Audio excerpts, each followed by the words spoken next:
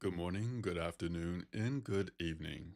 I'm the Takanome, and welcome to my humble slices of the internet that are my Twitch and YouTube channels. This is the reading stream. How's everyone doing today? Hope that you're having a good day today, maybe even a good week, and if that's not the case, well, maybe this reading stream could be a bit of a bright spot to your day. Tonight, we are going to continue reading Clockwork Twist, Book 11, Faith by Emily Thompson. Now, for anyone who may not know who our author is for the evening, allow me the opportunity to read their bio to you. Emily Thompson is a non binary author and artist originally from Northern California. Although they adore steampunk and all things Victoriana, they also write science fiction and fantasy. After studying film and animation in university, Emily changed to a Japanese language focus and studied in Tokyo.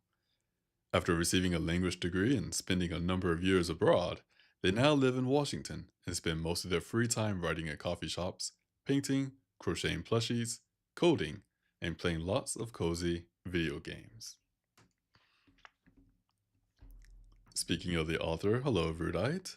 Thank you for joining tonight's reading stream, and I hope that you're having a wonderful evening as you listen to the stream. Well, everyone, it is the final Saturday of 2025, which means this today will mark 3 full years of the reading stream. Now, some may remember that I started the reading stream on my previous channel, the Takanome, by that name, but we moved it over to Taka Reads because I wanted to have a channel dedicated just to the reading stream and not reading stream and gaming streams. So I am quite honestly surprised that we made it 3 full years of the reading stream. Now, granted, we have a nice series to go through that we are actually getting pretty close to the end of as far as how many books are in the series. But what is the word I'm looking for? What is it that I want to say? I am still tickled, maybe enthused or appreciative. I think appreciative is the best word I could think of all the support that this channel or these channels have received, and that really just kept the reading stream going. And I hope to continue keeping the reading stream going even after we complete this series here. News for the channel and the reading stream. Well, obviously, we will have the reading stream next year. We will continue that. However, for my own personal sake, I will be taking the first Saturday of the year off. So, what is that? January 3rd, there will not be a reading stream. I'm going to take that as a personal Taka day, preferably. But assuming all goes well, we will be back with the reading stream on January 10th, and we will continue reading this series.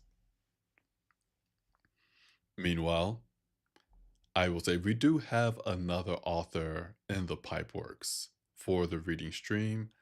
I have to send, well, some documentation and whatnot and make sure I have permission to read it online in front of everybody. But I do believe that we can do that sooner than later. Additionally, I actually do have a little bit of an announcement here. At the moment, the reading stream, or this channel, we only stream once a week. We go live on Saturday. We read for about an hour and a half, or the stream is about an hour and a half, and then we're done. I want to change that a little bit. No, the reading stream will not become longer. Instead, we're going to add an extra day of streaming to this channel. And what will we do on that day? Well, I want at one point I thought maybe I add an extra day for the reading stream so we could go through stories faster. and maybe get more people involved. But as you may know, I also write stories, and I've only read two, two of my stories on the read streak. Out of 3 years, I've only read my novel and one short story 2 months ago. And I thought to myself, I am working on other stories. I am cleaning up other stories as well. And I am looking for ways, me personally, to share my stories more without having to wait who knows how long to have them come out in book form. And this is also a way for me to be honest, not be afraid to share my work and to possibly face failure. So, I am trying, mind you, I'm trying to put some things into work where I can make it a little easier to share my own stories with people if you want to read or listen to them. And thus, we come to the extra day in this channel for streaming.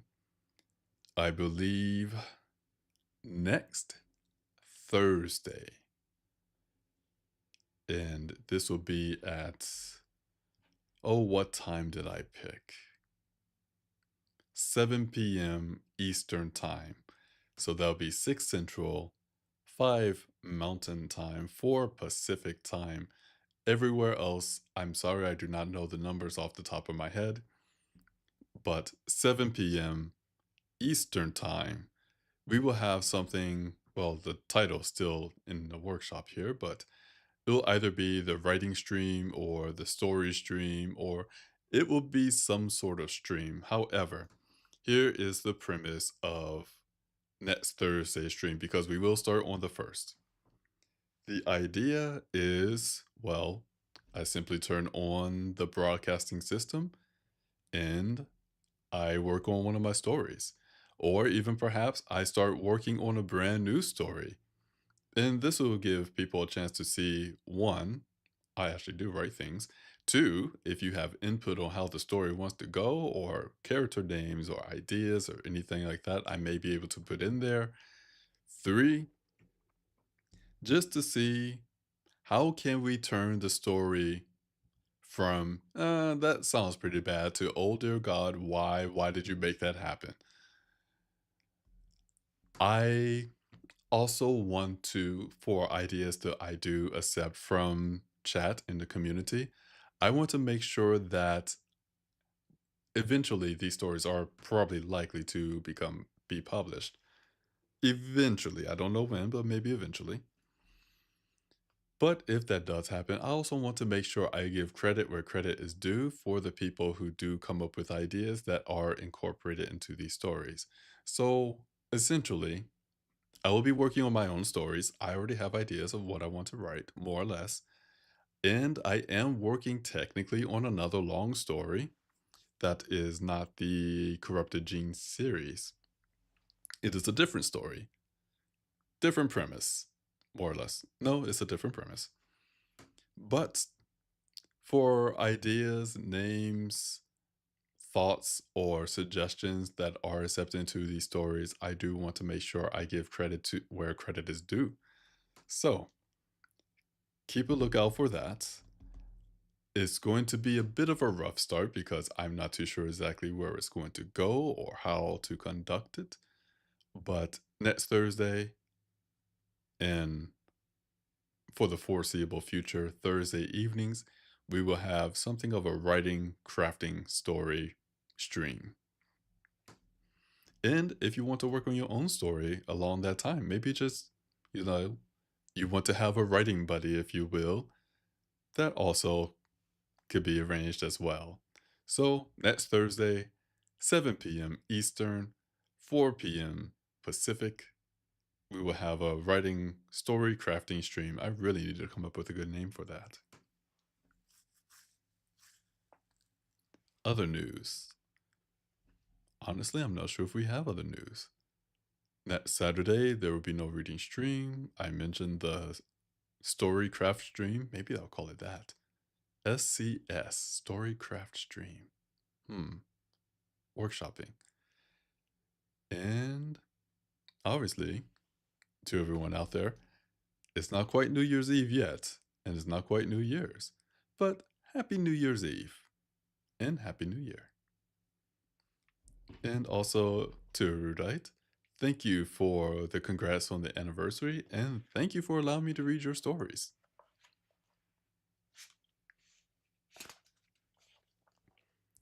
Let's see, we have our tea that is, oh, that is very hot. That is hot and ready to go. We have less water than I thought I had. But I think we'll be okay.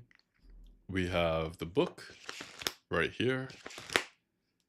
And we need to do a recap. So before we go into our story, let's do a recap of the series so far and where we are in the story.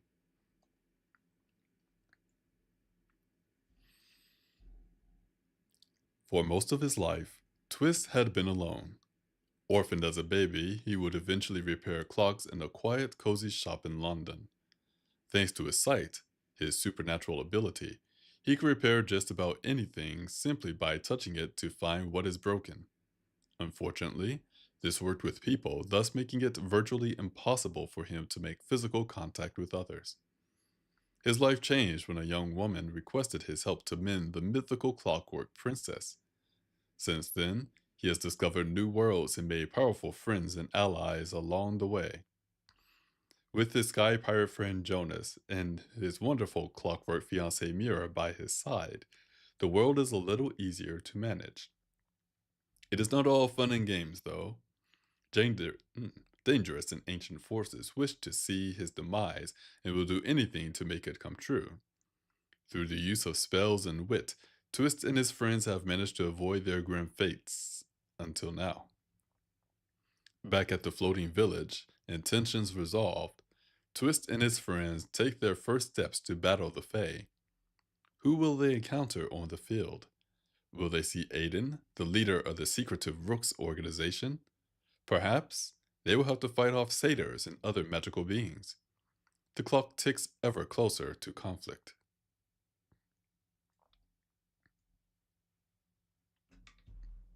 Gonna take a bit of water here.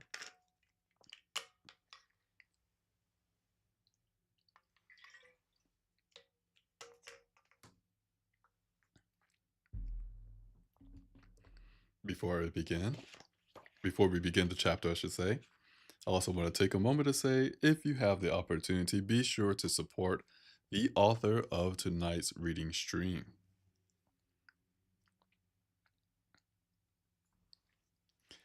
And with that, let's begin.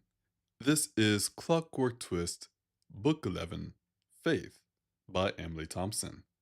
We are currently on page 136. And with that, let's begin.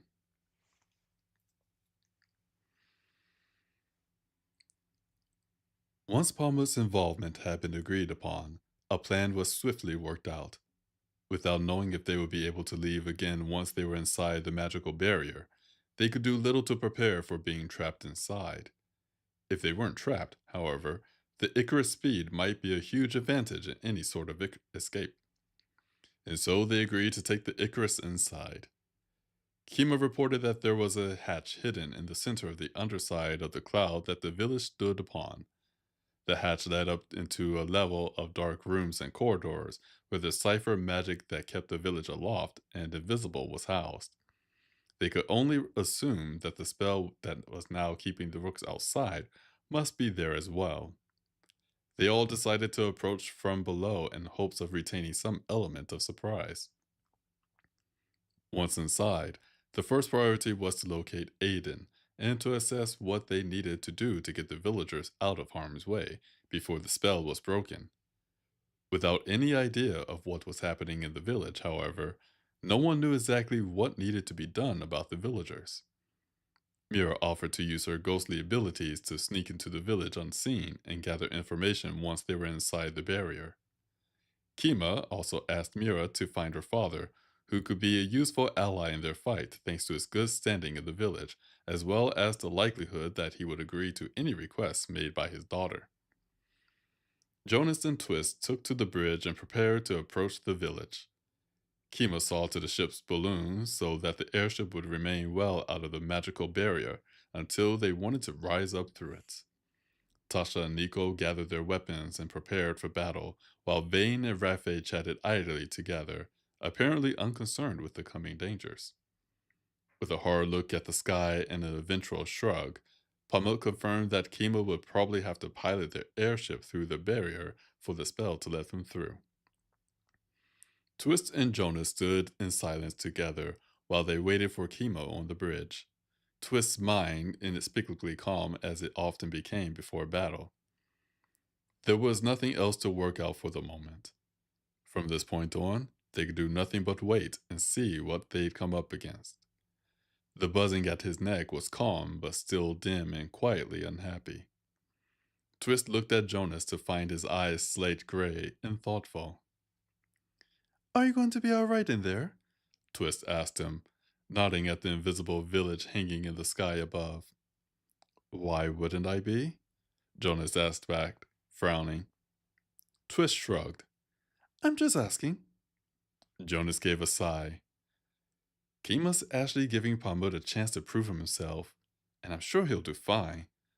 That's all that really matters. We can deal with everything else once all of this is over. For now, I'm fine. Twist nodded, struggling to hold his tongue. He knew perfectly well that Jonas was not at all fine with the current situation, but he also knew that pressing the matter wouldn't help.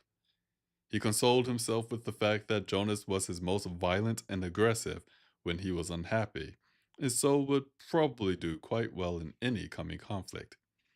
Silence fell between them once again, for a few minutes more, before the bridge door opened and Kima walked inside with Pamut. The balloon pressure is set, she announced. You said there's another control in here for it, didn't you? She asked Twist. Right there, Twist answered, pointing to a set of two levers just within reach of the helm. That one will channel the hot air from the engines into the balloon instead of into the engine's ignition chamber, and that one will open the seals to let out the air out. Good. Then I could fly the whole ship from in here, she said, peering at the small helm wheel standing ready at its articulated arm. Pumice said I have to move the ship myself, or the spell won't let us through. How does that even work? Jonas asked, frowning. How does a spell know who the pilot is? The spell doesn't know anything, Pamut answered. It's not alive. It's just triggered to react to intent. If it's her intent to get us inside, it'll let her do it. All right, Jonas said, shaking his head. You're the expert. Pamut smiled bashfully, clearly enjoying his description. Jonas turned to Kima. Does that helm make sense to you? Kima snapped her eyes away from him to the small helm wheel. I think so, she said, taking hold of it. Jonas unlatched the lock that held the ship steady. Kima turned the helm, and the airship tilted suddenly, clearly more violently than she expected. They all steadied themselves, and Jonas reached for the helm as well, helping her level the ship safely. In doing so, his hands fell into hers, and Twist felt a cold jolt in the buzzing at his neck. Kima looked up to Jonas, very nearly catching his gaze as the ship fell still. Just take it easy, Jonas muttered, stepping away. It's really responsive. Kima paused for a moment, holding still and looking down at her hands as if gathering strength.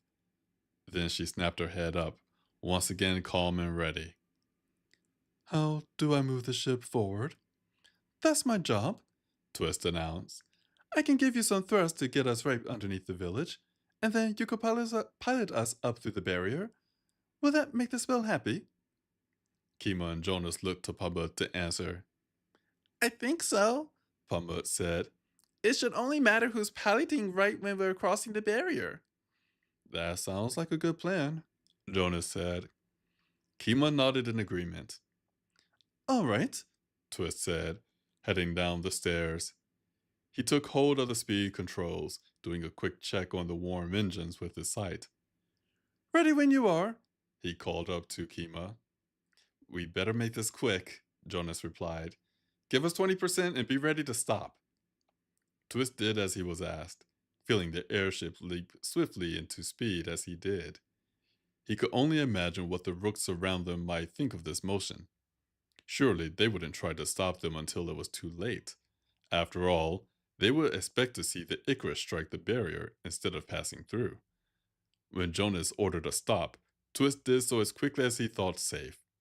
He felt himself pulled forward with his own momentum as the flaps outside on the wings acted as a brake, but the airship slowed to a stop in a moment. When Twist climbed back up the stairs, he found Jonas pressed up against the glass to stare upward, while Kima held the helm steady. Twist joined Jonas to look down and see that the camp of rooks below them seemed to have paused to watch the Icarus's bizarre behavior. We're right in the middle, Jonas announced. But you might want to hurry, Twist mentioned. Kima didn't hesitate another moment. She held the helm steady in one hand and opened the hot airflow fully with the other. The airship responded almost instantly, rising slowly at first, but then swiftly, directly upward. Twist backed away from the window and took a hold of the railing around the stairs, looking up at the ceiling as if watching for the barrier to crash down on top of them. Jonas remained against the front window to see above them more clearly. Can you see the spell? Kima asked him. Yes, it's kind of yellow, Jonas answered. We're almost there. How close? 5 seconds. Clearly surprised by this answer, Kima threw the controls shut, stopping the hot air flow into the balloon. The ship continued to rise nonetheless, and Kima opened the opposite control, letting some of the hot air out. Before Twist could notice any change in the speed of their ascent, he saw Jonas look away as if guarding himself. An instant later, a strange, cold, rippling sensation washed over Twist from head to toe. The others reacted as if feeling it as well, but nothing else happened at all. There was no crash, no bounce, no inhibition at all. It worked, Jonas said, looking up through the window again. We went right through. How far are we from the bottom of the cloud? Kima asked, carefully adjusting the controls as the airship's ascent finally began to slow. Jonas relayed information while Kima continued to make her adjustments. In moments, the airship had slowed to a relative stop, floating not more than a few feet from the undersurface of a wide, thick, flat blanket of white and silvery cloud. Twist stepped out onto the deck to see that the cloud above them stretched farther than he remembered, nearly a mile across by his guess. Out beyond the edge, Twist could see the Rook fleet encircling them in the clear air outside the magical barrier. But here inside it, Twist could see no airships or people at all. There was nothing but opaque cloud above them. Wow, that worked, Vane said brightly. How exciting, Mira said, clapping her hands. Tasha? Jonas asked, joining the others on the deck with Kima Pamut. Can you see anything we don't in this cloud? Do you think we got anyone's attention? Tasha stood next to Nico, now wearing a pair of tan-colored trousers with a simple white shirtwaist and black riding boots. Her black hair was bound up in a tight bun, and Twist saw two silver pistols in black holsters on her hips. She shook her head as she continued to examine the undersurface of the cloud. No, I'm not seeing any sign of attention, Tasha said, sounding concerned. Even if our ascent was hidden by the cloud itself, any lookouts would surely have seen us fly under the village and vanish. They're probably not expecting an attack at all, Nico offered. They don't think anyone can get through the barrier. He had removed his jacket, and the complicated-looking cages of wire and metal on each forearm was now fully visible. Twist knew from experience that these were electric weapons of varying styles and levels of violence. Well, let's not waste our advantage chatting about how odd it is, Jonas said, looking up along the edge of the cloud. Where's the hatch? It's at the exact center, Kima answered, looking up at the cloud. The center is roughly there, Tasha answered, pointing to a spot very close to where they were. And I see a depression. I see it too, Jonas said, nodding. I'll get us right under it, he added, already turning to head back to the bridge. Twist followed to help him maneuver, but heard Kima speak as he went. Come, Pumut, help me with the ropes, she said. Sure, Mom, Pumut replied immediately, heading to where the grappling hooks and mooring ropes were coiled near a door in the side of the ship. Twist hurried down onto the lower bridge and coaxed the engines to let out tiny gasps of energy as Jonas needed them. Once they were in position, Twist calmed the engines down to a slow smolder so that they might be reinvigorated and ready to fly again at a moment's notice.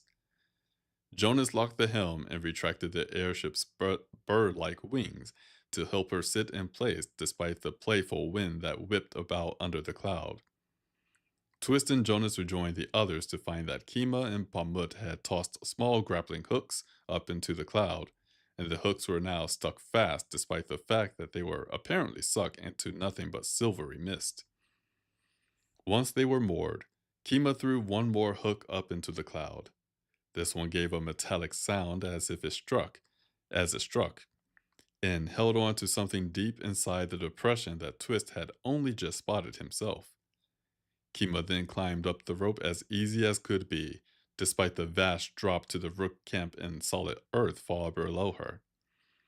Everyone watched as she opened a metal trapdoor that hung down through the cloud and released a chain rope ladder from within. Twist peered up as far as he could, but found nothing but darkness beyond the hatch. Kima climbed back down to the deck of the Icarus and then helped Jonas to secure the end of the ladder to the mooring hooks on the threshold of the airship's hatch-like door. I don't see anyone in the room, she told the others. The door is closed anyway. Showtime, puppet, Jonas said to Mira. What? Just a moment, Mira said. She sat herself down at the side of the deck, leaning back against the railing, and then closed her eyes. Twist watched her spirit stand up and step away from her clockwork puppet, leaving it appearing to sleep peacefully on the deck behind her. She smiled to Twist with her true, childlike human face, her dark eyes flashing with excitement before she turned and climbed up the chain ladder and vanished through the hatch. Is something going on? Raffe asked, still watching Mira's puppet. Twist chuckled and did his best to explain.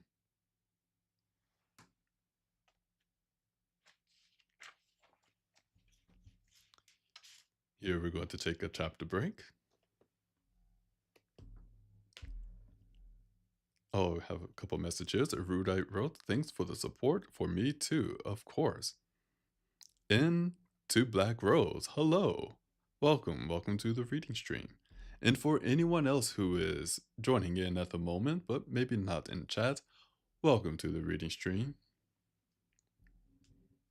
I hope that you're all having a good day today or good evening, whatever time it may be for you. And I want to thank you for listening to this reading stream live or to the VOD, either on Twitch or YouTube.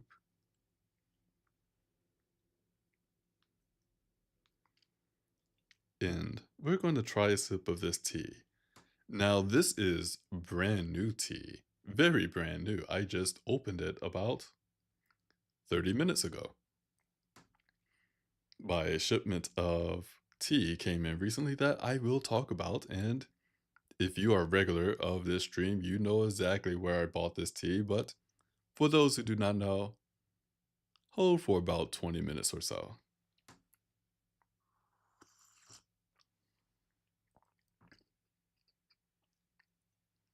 That is a different type of tea, that is for sure.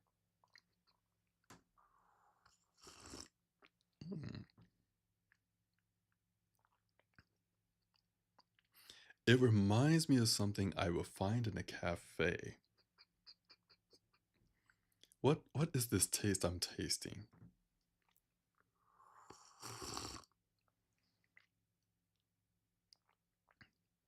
So I will say this, the tea is definitely not bad. It is not criminally delicious. That belongs to the Fairy Queen.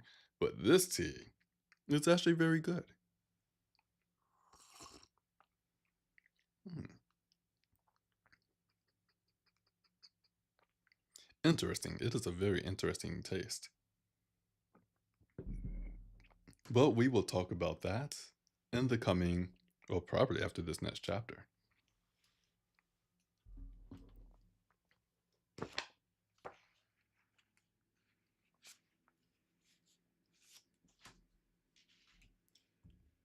see. Oh, what is this?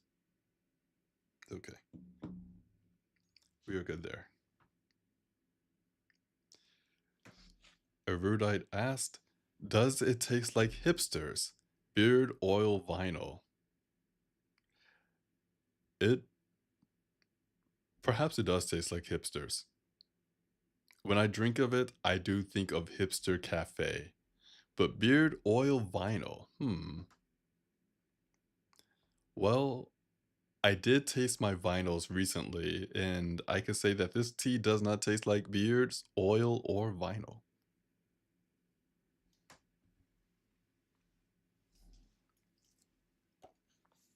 Not that I know what all three of those things taste like.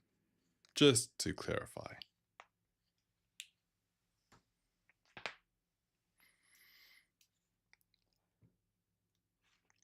I believe we are ready for our next chapter. Do a little bit of a stretch. And with that, let's go into our next chapter.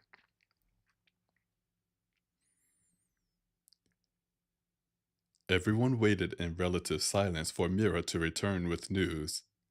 After a bit of idle milling about, however, the wait ended as Mira's spirit reappeared right in front of Twist.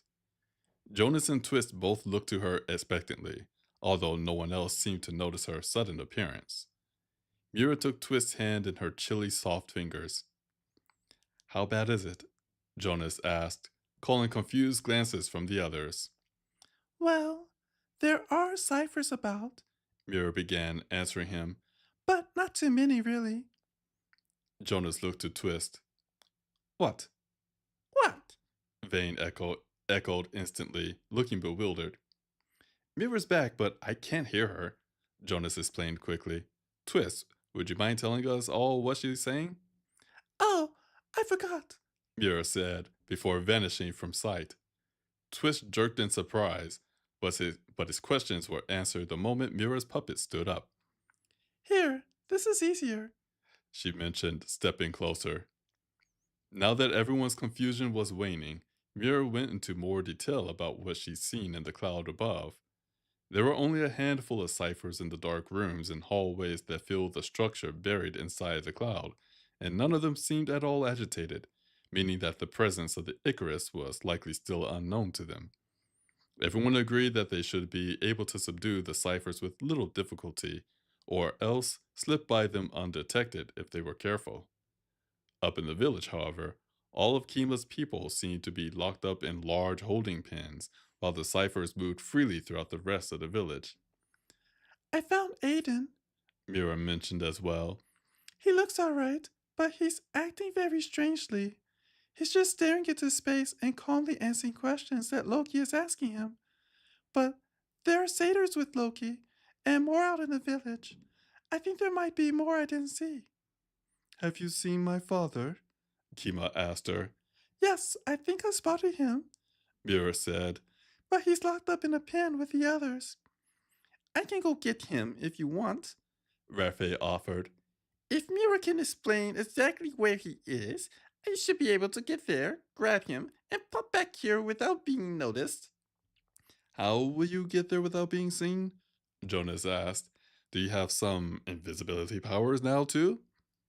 Rafe smiled at him and then held out a hand. A swirling mist of rusty, glittering dust appeared suddenly in a cloud around his hand, growing as if it fell to the deck. Rafe flicked his wrist, and the dust coalesced into a solid form of a long, sand colored cloak. Rafe pulled the cloak on, flipping the long hood up to hang low over his face, obscuring it nearly completely. Twist was amazed by how easily he mimicked the garb of a cipher, and also by how authentic it appeared. Now you're just showing off, Jonas grumbled, although Twist felt a distinct glow of admiration in the buzzing at his own neck. Brefe lifted the edge of his hood and smirked at Jonas. Best of all, if I notice, I can vanish in an instant, he added, clearly pleased with himself. So where is this man then? He asked Mira. Mira answered him with as much detail as she could, including a description of Kima's father, with, which fit with Twist's own memory of the man. Thank you, Rafe, Tasha added. This helps us a great deal. Happy to help, Rafe said, tugging his hood down again. I'll be back soon. Bye, sweetie, Vane offered, waving as Rafe headed for the chain ladder. Rafe waved back and climbed up into the cloud. He's such a love, Vane said warmly. I'll go get a charm for my father, Kimo said, heading off for the crew cabins. Thank you, Tasha called after her. Vane? Jonas asked, his expression pensive. Are you going to be able to do that sort of thing as well? Popping in and out of places at will, I mean. Sure, once I get the hang of it, Vane answered with a shrug. At the moment, I can only travel a short distance, he added. He held his hands out before him and pressed his palms together, staring intently at nothing. Then, he vanished completely for the merest instant, only to reappear 3 feet in front of where he'd been standing before, both instances sounding a pop in the air. Everyone jerked in surprise, many of them stepping back from him. See? Vane said with a sigh. I was trying for over there, he added, pointing toward Jonas, who stood a number of feet farther along the path he had taken. Rafe said, I just have to keep practicing, but it's taking forever. Magic isn't supposed to be easy, Pubba mentioned with a shrug. I guess not, Vane said on a sigh. Chin up, dear, Mira said sweetly to Vane. You're already capable of wonderful magic. Thanks, sweetie, Vane said, looking rather touched indeed by her attention. Twist tamped down his discomfort at hearing Mira spoken to so familiarly by another man, knowing that it wasn't meant to offend. All Kisune seemed to speak that way to everyone, whether the addressed appreciated it or not. The others fell into an idle silence again, waiting this time for Rafe to return. Kima rejoined them again a moment later with one of the silver coin-like fey invisibility charms that the rooks in New York had given them, still hanging on a string. Mom? Pamut asked her. You love your dad, right? Yes, Kima answered, clearly surprised at the question. If you're going to tell him why we're here, Pamut said, and explain things, and he asks questions, I should enchant that for him first. You can do that when he's not here? Kima asked. Sure, Pamut answered. All I need is your blood.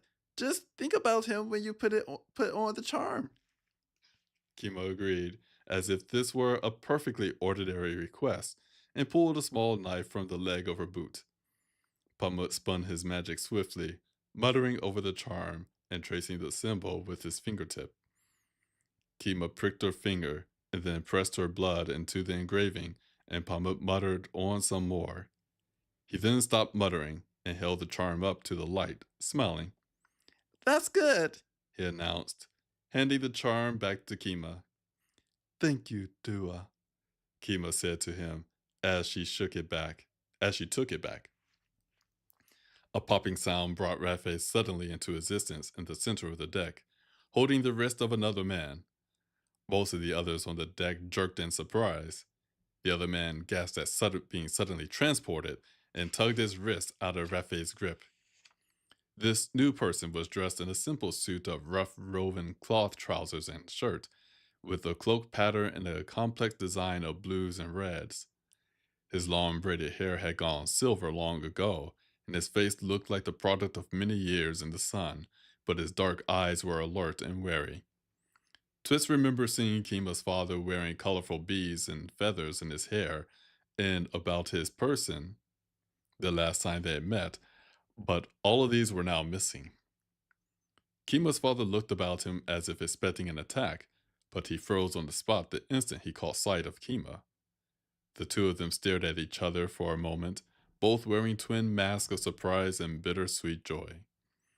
Kima's father stepped forward, speaking in a language Twist couldn't follow. His meaning was clear, however, from his tone and the breathless sound of his voice. Kima seemed to be struggling to hold back tears as she responded to him with similar words. They met in an embrace, and for a moment Kima lost herself in his arms. Soon, she pulled back and wiped swiftly at an eye. These are my friends, Kima said in English, glancing to the others. Then, her gaze found Pamut, who was watching his family with a curious but disconnected expression. Kima's father frowned in confusion, looking at the boy. His hair isn't white anymore, he asked his daughter, mimicking her language choice, although his accent was noticeably thicker than hers. The charm, Tasha prompted with quite concern. Kima jerked in surprise and handed her father the charm she still held. She spoke quickly again in her language as he took it, and although he seemed to find her words confusing, he put the charm on over his head.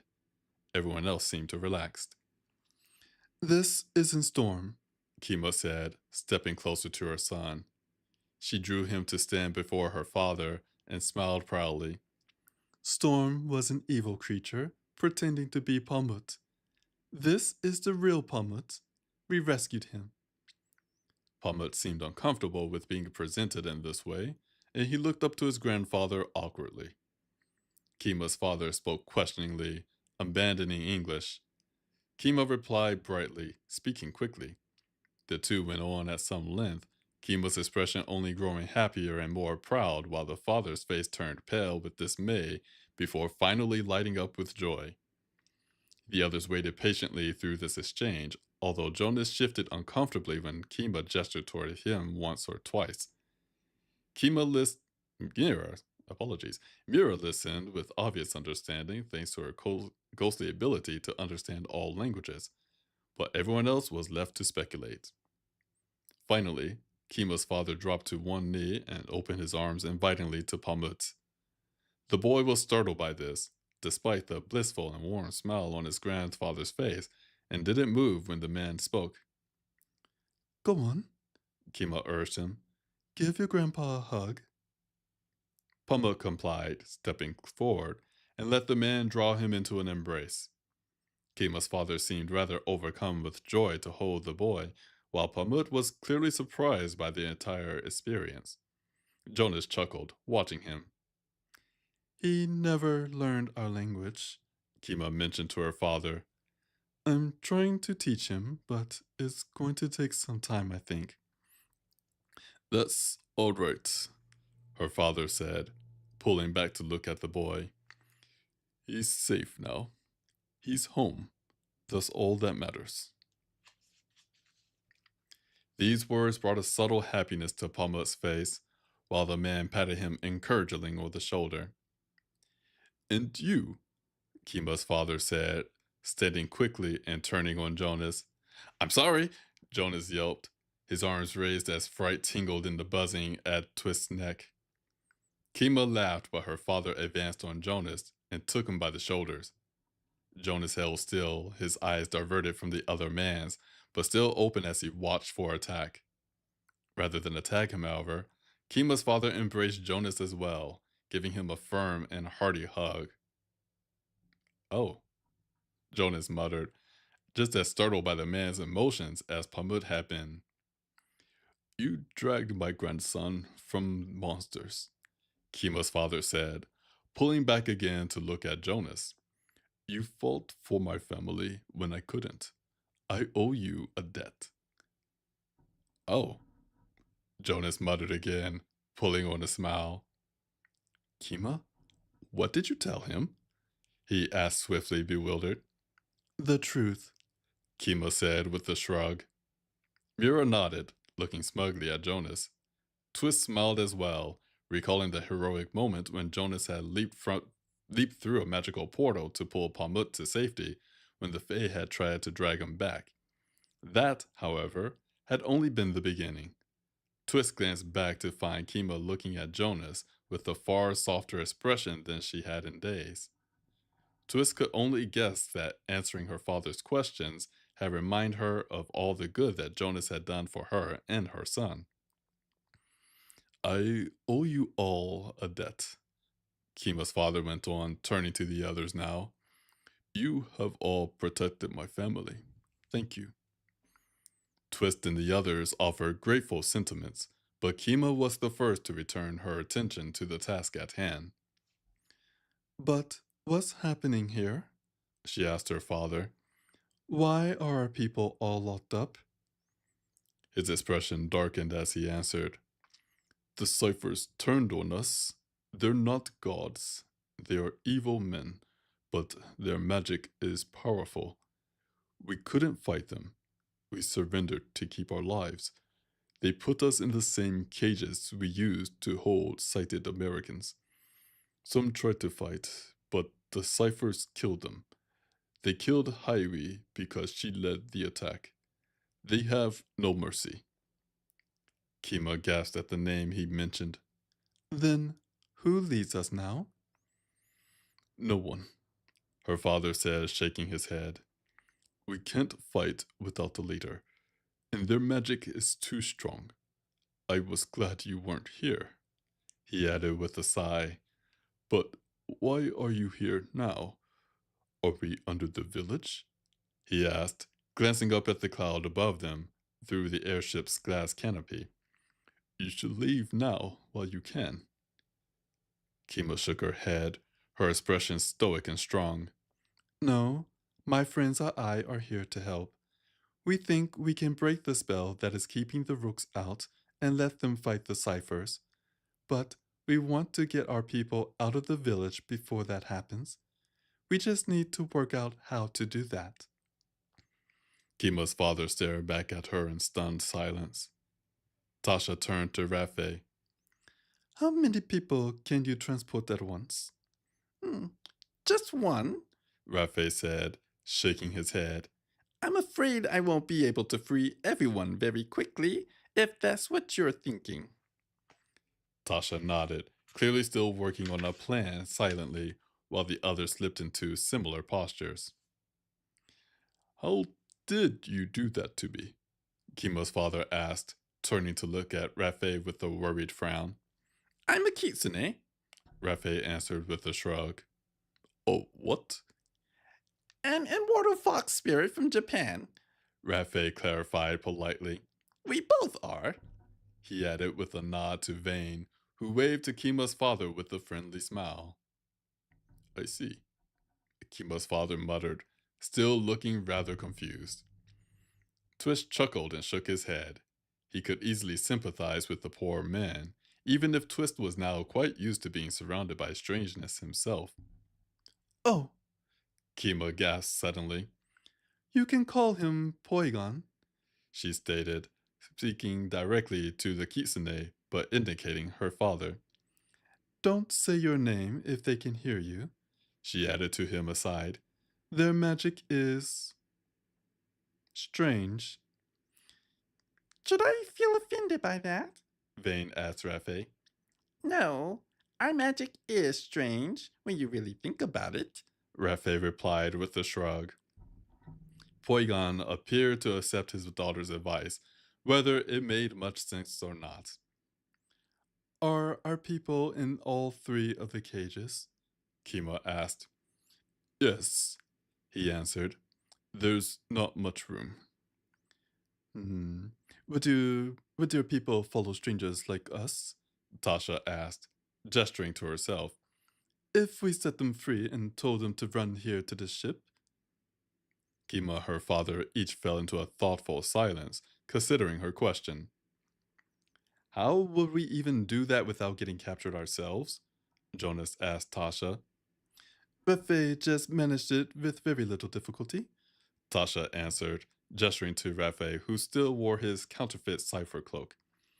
If we are to facilitate any sort of escape for the Duchu, we'll have to neutralize the ciphers inside the cloud. We could take their cloaks when we do.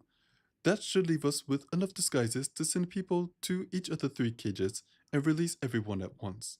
Hopefully, at the same moment that Puma breaks the spell, which would best utilize the element of surprise. Oh, well, of course, Jonas said, smug as could be. I know all that. I was just checking to see if you knew it. Nico sniggered rather more loudly than necessary, while Tasha only smiled. You talk very fast, Poigon said to Tasha. Kima then began to speak quickly as well, but not in English. After he asked a few questions and Kima had answered, Poigon then looked back to Tasha with a rather impressed look on his face. That plan might work, he said. I think my people will follow you if you tell them you want to help them escape and they see the cipher magic drop around them. Will the satyrs be any trouble in all of this? Twist asked. Even if they can't see any of us, they can still see all of Kima's people. If you can get them all here in the Icarus, they'll be safe, Pamba answered. If the satyrs see a bunch of people climbing down that ladder and vanishing into empty space, they might work out what's happening, but they still can't do much about it.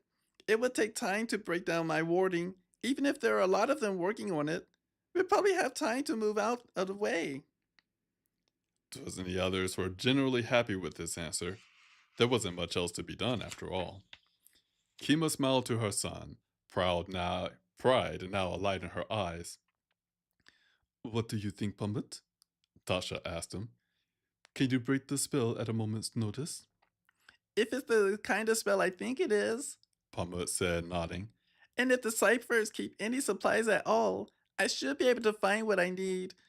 Yeah, I think I can do it, he answered, putting on a proud posture. How do you find out what kind it is? Kima asked. I just have to see it, Pama said easily. A spell like this one needs a focus point. There should be a place somewhere inside the barrier where there's some tokens and writing all stuff set up to feed and focus the magic. Oh, Mira muttered uncertainly. The others glanced to her. Well, now that he explained what the spell would look like, I think I found it, Mira said unhappily.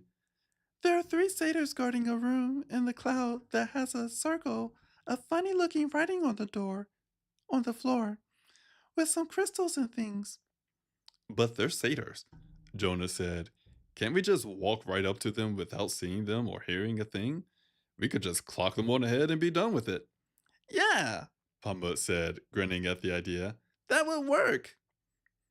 Kima, her father asked, watching Pamba with confusion. He then asked a question, but didn't use English. Kima nodded proudly. Yes, like I said, he knows magic now. He's very powerful. Poigon seemed to struggle to accept this answer, but Pamuk's face lit up with joy to hear his mother say this. The man then glanced back at Vane and Rafe, and then at Mira before shaking his head and seeming to give up his questions. Then, we're all agreed? Tasha asked everyone pleasantly.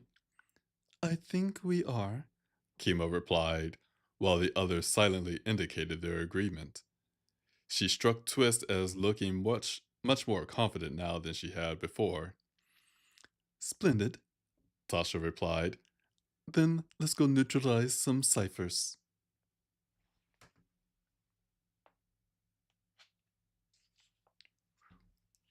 That was a bit of a long chapter, but we are going to take a chapter break.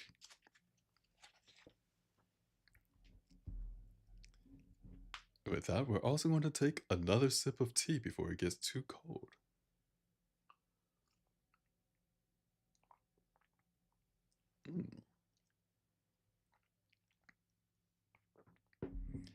Now, normally, we would drink the clockmaker tea, but unfortunately, I am out at the moment. So, as we wait for, well, one, for me to order another set, and two, for it to arrive, we will be drinking a variety of other teas in the meanwhile. And tonight, I am drinking a brand new tea, a tea I'd never had before. This tea is called, well, it's a very simple title actually, Caramel Apple. Very easy. And the ingredients are black tea, apple, natural caramel, and apple flavoring. And there's even a description now on the back of these. This is very new for me. The description of this tea goes as get fully in the mood for the holidays with this sweet and fruity black tea. Perfect to sip out of your hugest mug all through sweater weather. And I will say, this tea has. It was not the taste I was expecting, but I am not disappointed in the taste. And I could hear everyone asking now, Taka, you don't have to tell us where you got this tea, because we believe we already know. But just to be sure, where did you find this tea? Well, dear viewers, allow me to tell you about a place in Seattle, Washington, a magical place where all your tea needs can be met. A place that I talk about during every reading stream. A place known as Friday Afternoon, the tea shop in Seattle, Washington. That's right, it is time for our not sponsored. I promise it's not a sponsorship, even though it seems like a sponsorship. It's not a sponsorship at all. Sponsorship, not a sponsorship. From Friday Afternoon, the tea shop in Seattle, Washington. If you go to the website, www.fridaytea.com, you'll find a wide variety of teas that I know will tickle your fancy. And tonight, allow me the opportunity to tell you about the Good Witch Bakery tea. I'm still getting used to the controls here, but the Good Witch Bakery tea that you can find. It is in season, I believe. Let's double check here. Yes, it is absolutely in season. This tea is part of the Studio Ghibli collection, and it is available for order until March 3rd. So if this tea sounds delicious to you, once I read the description, be sure to go to fridaytea.com and put in an order and give it a sip. But this tea, the description goes as follows. Toasty blend inspired by Studio Ghibli's Kiki delivery service features a bakery's worth of grain and vanilla and a barely caffeinated green tea. Now, is that barely or barley? I believe that's barley caffeinated green tea. That makes more sense.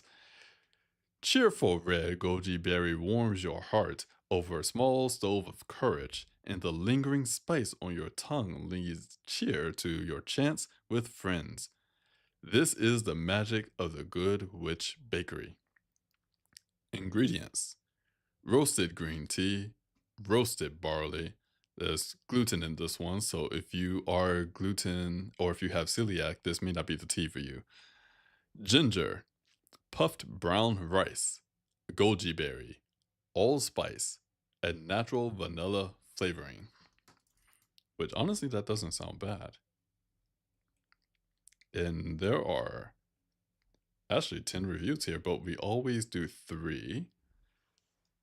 So we're going to read one from April of 2025. It is 5 stars. By the way, this tea is 5 out of 5 stars. All 10 reviewers said 5 stars.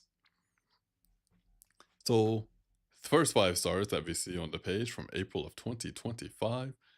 Good Witch Bakery tea for the heart and soul. This tea makes me want to run away and open a combination book/tea shop, do hearth magic, and have a cat familiar. Yes, they did manage to encapsulate the essence of a Studio Ghibli aesthetic in a tea. It's one of my always keep stock teas. I was dubious when I first tried it, but was instantly won over. 10 out of 10, would always recommend. Another review from February of 2025, 5 stars. Smells amazing. This is my newest comfort tea. I love it so much. And another review from February of 2025, 5 stars, of course, because everyone gave it 5 stars. Feel Good Tea. This is one of my absolute favorite blends from Friday. It is warm, welcoming, and makes me feel like I'm in a cozy bakery I always stock up when this is in rotation. And they have a little heart emoji after that. They really like this tea. And there you go. That is the Good Witch Bakery tea. In fact, because I did get tea as well recently, it came in the mail. So I told you about the caramel apple that I'm drinking right now. I also got more Anansi's Web tea because that was the last opportunity I could get it before next year. So I'm looking forward to opening this packet of tea and trying it out. But when you order from Friday afternoon, they always give you a sample packet. It's not one that you have to pay for. They just include a little sample tea, like, see if this is something you want, maybe branch out from your norm.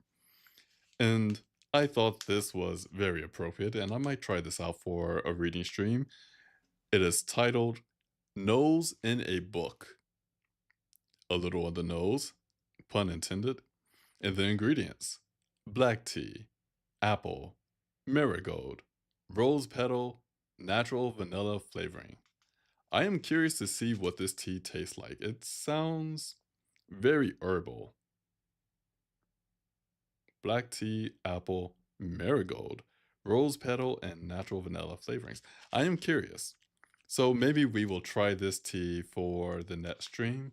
And out of curiosity, what is the description of this tea? Let's see if we can find it.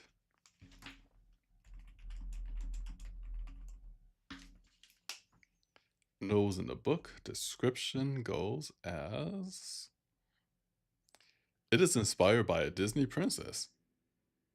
Belle. Has to be Belle from Beauty and the Beast. Nose in the book? Yes, this has to be Belle. For those dreamers who can't deny the romance of a good book, this is definitely Belle. We invite you to be our guest, definitely Belle, with this delightfully smooth cup of tea, definitely Belle. Whether your cup is chipped Belle or pristine Belle, a rich vanilla black tea is just the thing. Apple and rose essence are blended with buttery metal marigold for a truly enchanting tea time Belle experience. And again, black tea, apple, marigold, rose petal, and natural vanilla flavoring, which is also part of the Winter Fandom collection. So this tea, if that sounded delicious to you, or if you just like Beauty and the Beast, it is available until March 3rd. So we're going to see how that tea tastes. Well, not next Saturday because we don't have reading stream next Saturday, but the following Saturday. And again, Friday Afternoon does not sponsor this stream. They do not send me free teas. They do not send me threatening messages in the mail saying, if you don't drink our teas, we're going to murder your goldfish. No, I just enjoy their teas and talking about it during the break.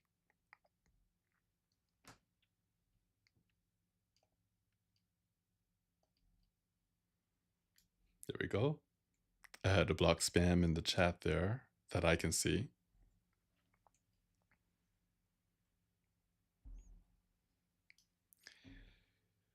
Before we go into our next chapter of the story, once again, I want to thank you all for joining this reading stream, whether you're here live or you're listening to the VOD.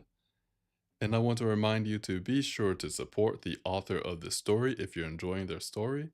Now, yes, I know this is book 11 of a 12-book series, but despite what we're reading tonight, I highly, highly encourage you to go back to read the first stories as well if you are enjoying what you're hearing so far.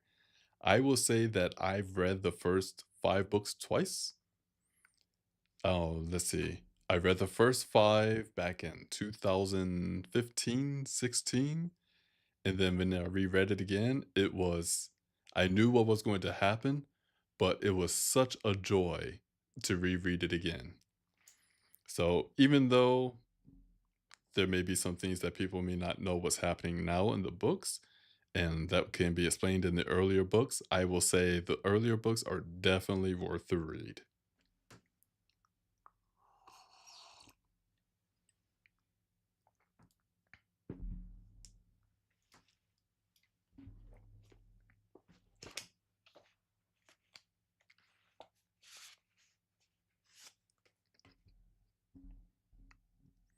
This tea really reminds me of something. Hmm.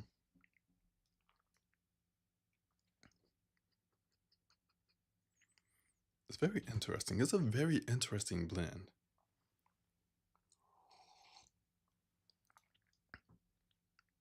I wouldn't say it's in my top three of teas from Friday afternoon. I don't think anything has dethroned, well, nothing has dethroned the Fairy Queen, Anansi's Web, and the Clockmaker. Hmm. Oh, hold on. We got a message from the author. I'm planning to release the entire series over time on Royal Road sometime next year. Just a little behind the scenes info there. Oh, well, you heard it first here, everyone. The author will be re-releasing this series at Royal Road, which, if you look on the screen, you will find their profile number, or link if you will, on the screen. Again, be sure to give them a like, follow, buy their work, support the authors, because I can tell you from personal experience, it is difficult to write a story. It is harder to edit that story, and it is even harder to publish that story. And Royal Road is free. Ooh. I I feel like I need to ask you questions about Royal Road, or I need to go take a look at it myself because I am looking for places to potentially share my stuff as well. I have one in mind already, thanks to Miss Taka, but I'm curious to see if there are other places I can put stories on. But, me aside, check out Royal Road, check out the author Emily Thompson, and check out her works. Apologies, their works.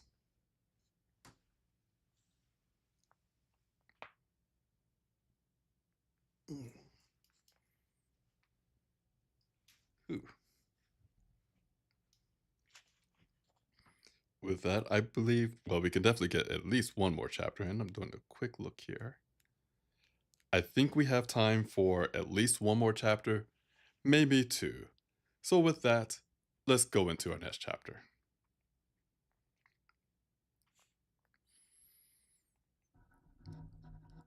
Climbing up a chain ladder that hung out over nothing at all was a challenge for Twist. He managed it nonetheless and had a moment to feel good about himself for it as everyone gathered together in the dimly lit metal room. They all had left the Icarus behind, gambling on the hope that the ship wouldn't be discovered in their absence. Vane had copied Rafe's magic and now wore a counterfeit cipher cloak as well. And Mira had left her puppet behind again to utilize her ghostly abilities. The floor, ceiling, and walls of the little room were all made of black metal, lit by tiny glass encased arc lamps of blue white electricity that were set into the corners of the ceiling. They had the hatch they climbed through hung open in the center of the room, leaving just enough room for all of them to stand around it, and there were closed metal doors and two facing walls. The spell place with the sighters is that way, Mira said, pointing to one door. She held Twist's hand as she said this, allowing him to hear her voice. I saw no more than 5 or so ciphers around here, but they were working around. They were walking around, so I'm not sure where any of them are now. Twist nodded to her and then summarized what she said for the others. We should go see what kind of spell we're dealing with first, Tasha said. If Pamut won't be able to break it for any reason, we'll need a new plan. Sounds good to me, Jonas said with a nod. Then he turned to Mira. Say, Poppet, could you go scout ahead for us so we can get there without raising the alarm? I'll be happy to, Mira answered, stepping through the closed door as if it wasn't there. Being able to see her, even if he couldn't hear her voice, Jonas nodded and waited. The others glanced at each other questioningly, but no one complained as they waited for Jonas or Twist to do something. Mira stepped back through the door again a moment later and took Twist's hand. There's no one in the hallway just outside. Thank you, dear, Twist said, stepping up to the door. He found it locked. The moment he touched it, his sight showed him the precise workings of the lock itself and exactly what weakness it had. Just a moment, he said, leaning down to look at a keyhole. Has anyone got a hairpin? He asked the others. Here, Tasha said, plucking a long pin from her bun. Her hair seemed to stay in place without it, making Twist wonder why she used it in the first place. He took it from her nonetheless with a polite thank you and then jabbed it at the lock, knocking the tumblers into the right position. The door opened freely onto a short hallway of black metal lit by more tiny arc lamps. Twist offered the pin back to Tasha, but she silently gestured for him to keep it. After all, Twist realized, they might find themselves facing more locked doors. All of them fell silent, listening to the soft murmur of voices from some way around the corner. I'll go ahead. Mira said on a whisper, despite the fact that no one but Twist could hear her at all. Twist nodded and gestured to the others to follow, taking the lead a few steps behind Mira. Jonas followed close to him, while the others fell into a silent train behind him. Mira stepped into the three-way intersection, looking down each way. She then led them down to the left, past a few closed doors, and to another intersection. Mira again stepped out into the open while the others waited, and then she suddenly gasped in alarm at something down the hallway to the right. Twist heard the man's footsteps on the metal as he strode closer. Without enough time to back away far enough to hide, Twist's instinct snapped into action. He drew the walking stick from his back and gripped it tightly with the point facing forward. An instant before a cipher in a sand-colored cloak walked around the corner in his direction unwittingly, reading over a sheaf of papers. Twist jabbed his walking stick at the man and touched the control at the hilt, sending blue lightning arcing over his form. The man didn't even have time to be startled as he collapsed to the floor, the papers in his hands sent flying into the air. Holy hell, Jonas breathed on a choked whisper. I'm sorry. Mira said to Twist, rushing to his side and placing a chilly hand on his arm. He just came right out of that room suddenly. It's fine, Twist whispered back, trying to get his heart to stop racing. I'll take him somewhere else.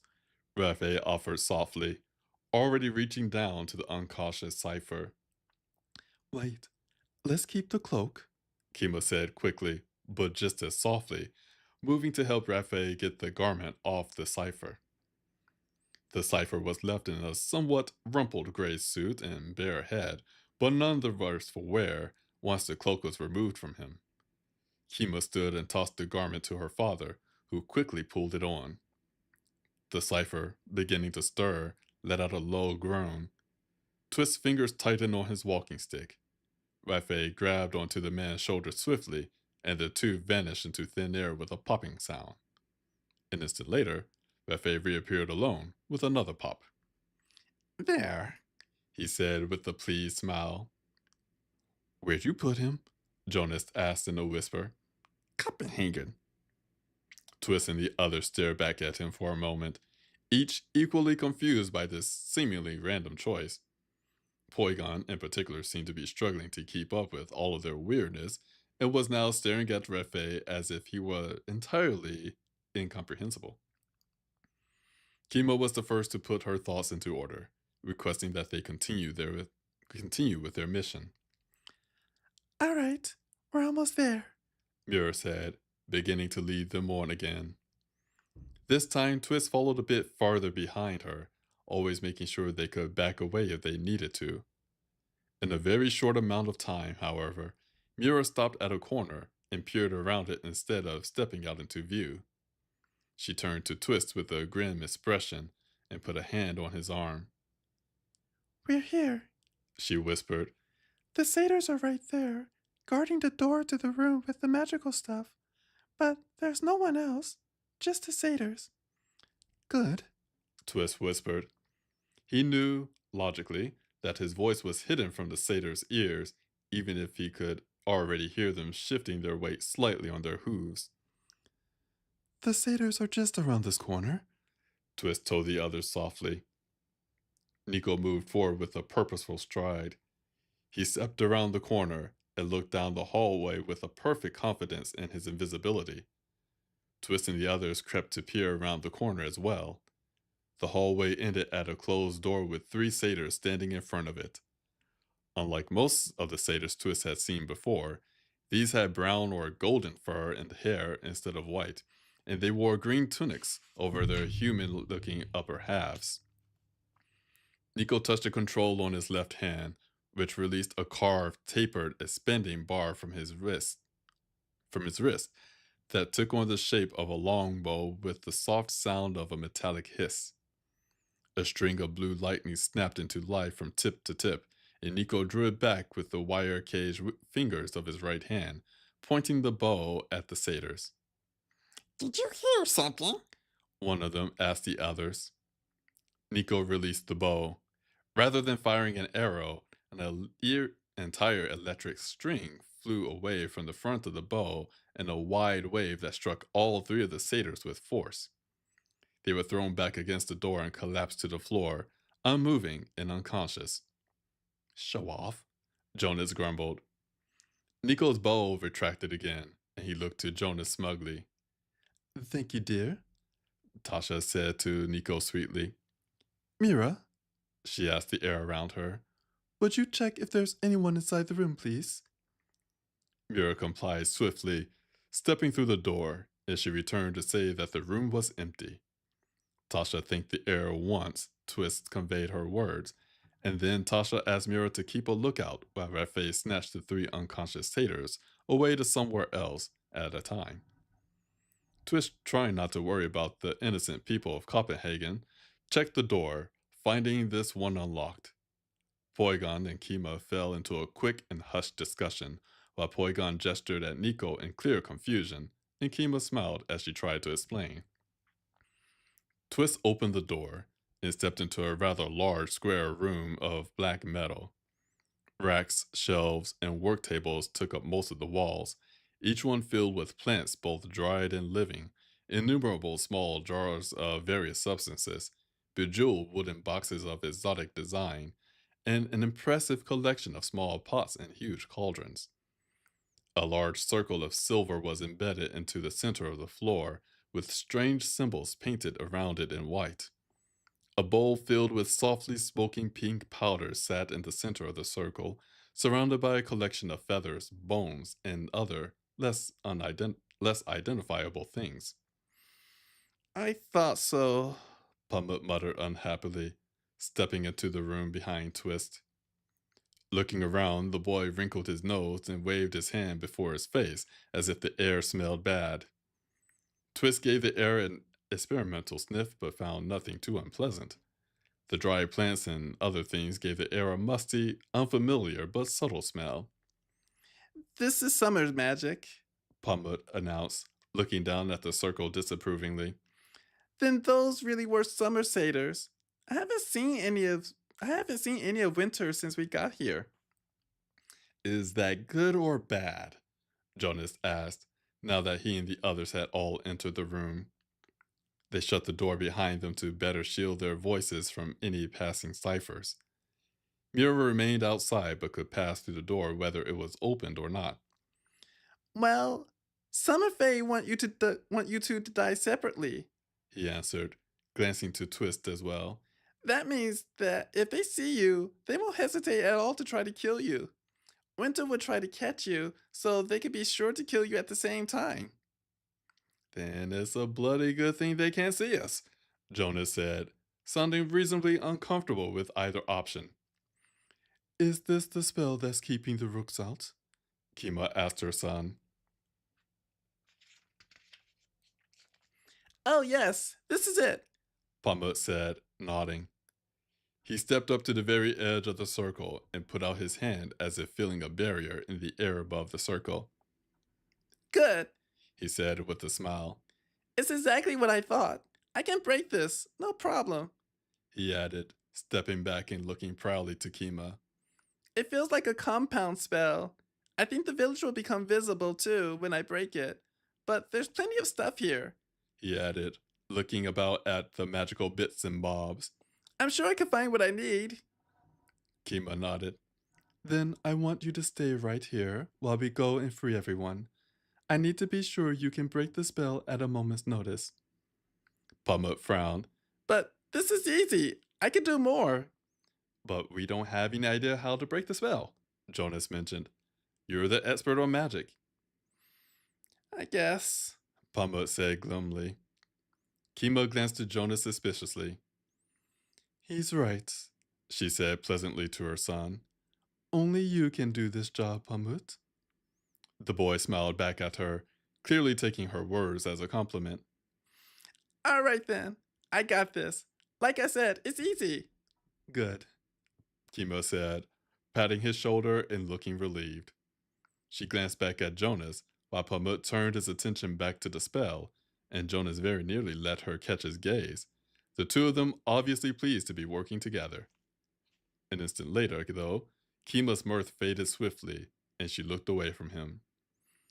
Let's go get more disguises then, she said somewhat stiffly.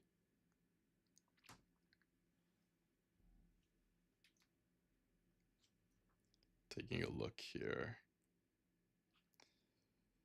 I believe actually this is where we're going to conclude tonight's reading stream. It seems like a rather nice place to conclude it if you ask me. And it also gives my voice a chance to start recovering. I've mentioned this before in the reading stream and I'll mention it again. Keeping track of multiple people's voices in your head and sometimes switching at a moment's notice can certainly take some energy out of you. I suppose that's a word. It definitely takes a little bit of effort. And I think my feet are very tired. Nevertheless, everyone, again, thank you for joining this reading stream. I hope you enjoy the story as well as the reading of this story.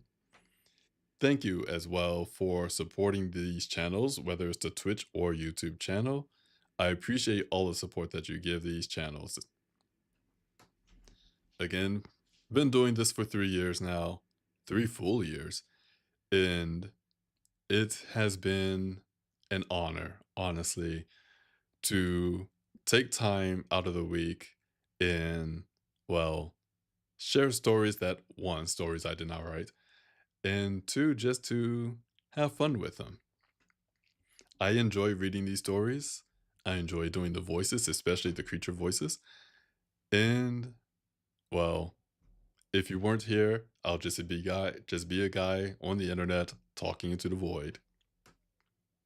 Oskare, arigato. Again, this is the final stream of the year.